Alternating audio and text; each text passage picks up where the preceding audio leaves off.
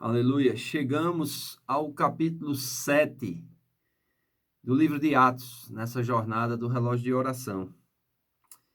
E é interessante aqui que nós vamos ver as características de um homem de boa reputação, cheio do Espírito Santo e cheio de sabedoria.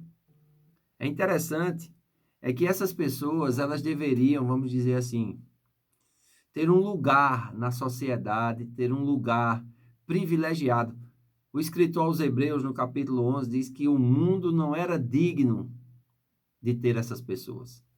Mas acontece bem ao contrário aqui no meio dos judeus, no meio dos líderes religiosos, no meio do povo. Nós vamos ver que esse capítulo vai se dedicar a um personagem chamado Estevão. Ele vai se tornar o primeiro mártir da igreja. E eu quero começar diferente, quero começar pelo fim. Diz assim no versículo 58 de Atos, capítulo 7. E expulsando-o da cidade, o apedrejavam, e as testemunhas despuseram as suas vestes aos pés de um jovem chamado Saulo. E apedrejaram a Estevão, que invocava, dizendo: Senhor Jesus, recebe o meu espírito. E pondo-se de joelho, clamou com grande voz: Senhor, não lhes imputa este pecado. E tendo dito isto, adormeceu. É interessante a linguagem que Lucas usa para descrever aqueles que morrem em Cristo Jesus. Os que morrem em Cristo Jesus adormecem. Porque Paulo, escrevendo aos Coríntios, na sua primeira carta, no capítulo 15, ele diz que vai ser de repente, como num piscar de olhos. A trombeta de Deus soará, os mortos em Cristo ressuscitarão primeiro, e nós, os vivos, seremos transformados. Amém? Então é interessante nessa linguagem de adormecer. Vejam bem,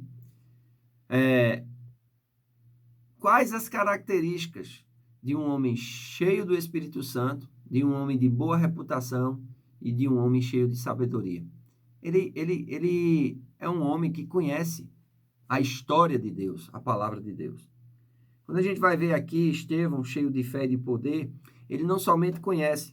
Em Atos capítulo 6, versículo 8, diz que ele fazia grandes sinais entre o povo. Amém? Diz que aqueles que debatiam com ele não conseguiam resistir à sabedoria e ao espírito com que ele falava. Ele não somente falava com sabedoria, mas ele falava com fervor. Ele acreditava nas coisas que ele falava. Então, o que é que esses homens fazem? Eles subornam outros homens para mentirem e, na acusação formal, dizer que Estevão blasfemava contra Moisés. Agora, é interessante, quando nós vamos ver o discurso de Estevão, nós não vamos ver blasfêmia nenhuma. Nós vamos ver uma interpretação acurada, uma interpretação exata dos textos de Moisés. Mas não somente de Moisés, dos Salmos, dos profetas, de todo o Antigo Testamento. Estevão não era uma pessoa comum e qualquer. Não, Estevão era uma pessoa versada nas Escrituras. Estevão era uma pessoa dedicada às Escrituras. E olha que naquela época era difícil você ter acesso às Escrituras.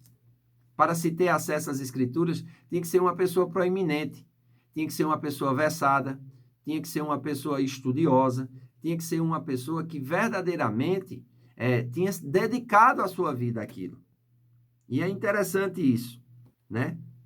Então, eles estavam assentados no conselho, fixando nele os olhos, viram seu rosto como o rosto de um anjo, mas nada disso impediu aqueles religiosos, e inclusive Saulo de Tarso, de ser a testemunha principal, né?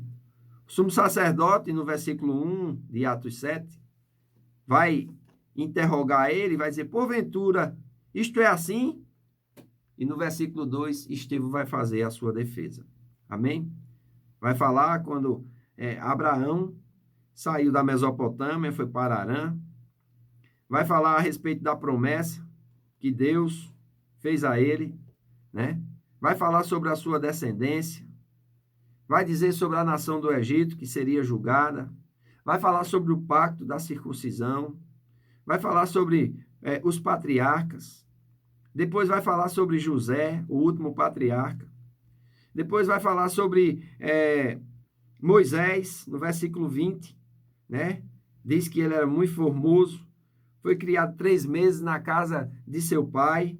Então ele vem narrando, né, de forma de alguém que conhecia, de alguém que não somente conhecia, mas sabia contar os detalhes históricos, as histórias, amém? Sabia colocar os textos de forma equilibrada, bem interpretada, né? E ele vai falando aqui, muito interessante, vai falando a respeito da época que Moisés fugiu, no versículo 29, do encontro de Deus com Moisés, no versículo 33.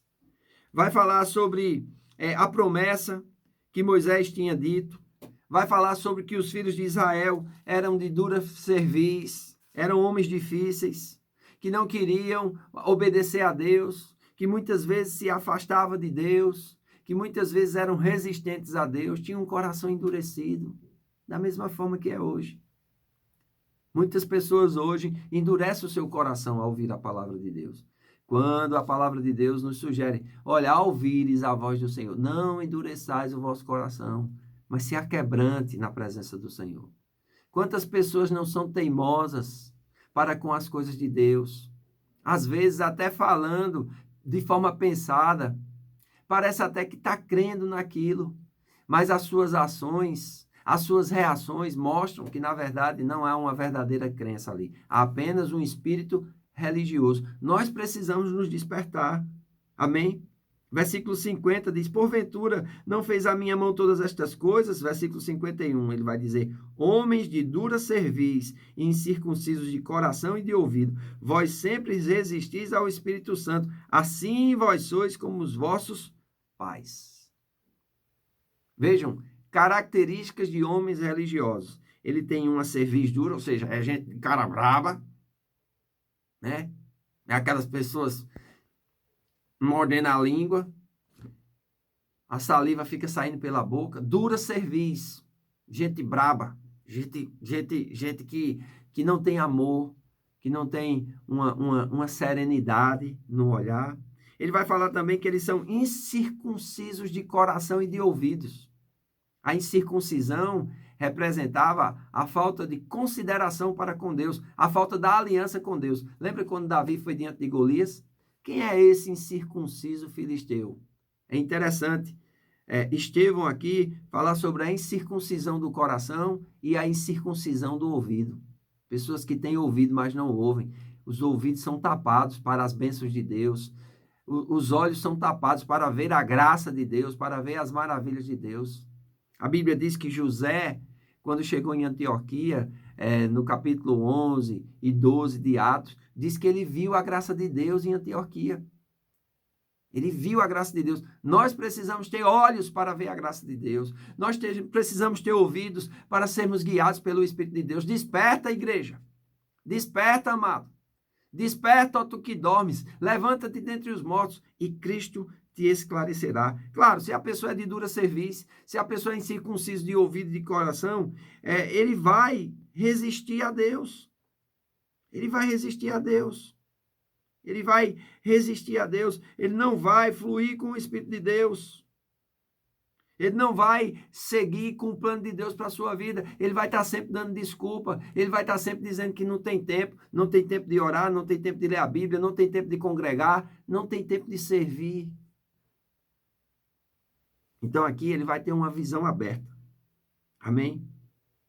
Enquanto os seus ouvintes estão enfurecidos nos seus corações e rangendo os dentes contra ele, porque a cerviz era dura e eles estavam defendendo a religião, é interessante. Deus dá uma visão aberta a Estevão. Diz o versículo 55, mas ele, cheio do Espírito Santo e fixando os olhos no céu, viu a glória de Deus e Jesus que estava à direita de Deus. Ele não somente viu a glória de Deus, mas ele viu Jesus assentado à direita de Deus. E Jesus se levanta, e quando o juiz se levanta é para dar a sentença, irmãos. Mas ele, com o coração cheio do Espírito Santo, quebrantado, um homem cheio de sabedoria, um homem cheio do Espírito e um homem de boa reputação, ele intercede pelos seus algozes. E é interessante, entre os seus algozes está um jovem chamado Saulo, que vai se tornar num grande cristão, num grande evangelista e num grande escritor das verdades que nós vamos aprender ainda nessa jornada desse relógio de oração, através das Escrituras, que se tornará no grande apóstolo Paulo. Seu exemplo, irmãos, vai transformar o coração de pessoas que você não sabe aonde elas podem chegar. Pode até ser que você morra por fazer a vontade de Deus, mas as pessoas que vão estar assistindo a sua morte e a sua intercessão por elas, elas se levantarão pelo Espírito de Deus e pelo seu exemplo, pela palavra de Deus e as consolações das Escrituras, e farão coisas tremendas, que Deus se alegrará de você e também se alegrará deles. Amém? Então, que Deus te abençoe. Hoje à noite nós temos o culto da família. Eu espero você com toda a sua família na nossa igreja, para nós estarmos juntos, né? Celebrando e comemorando e servindo ao nosso Deus em singeleza de coração. Então, que Deus te abençoe, que Deus te ilumine, que Deus te proteja, em nome de Jesus. Um bom dia.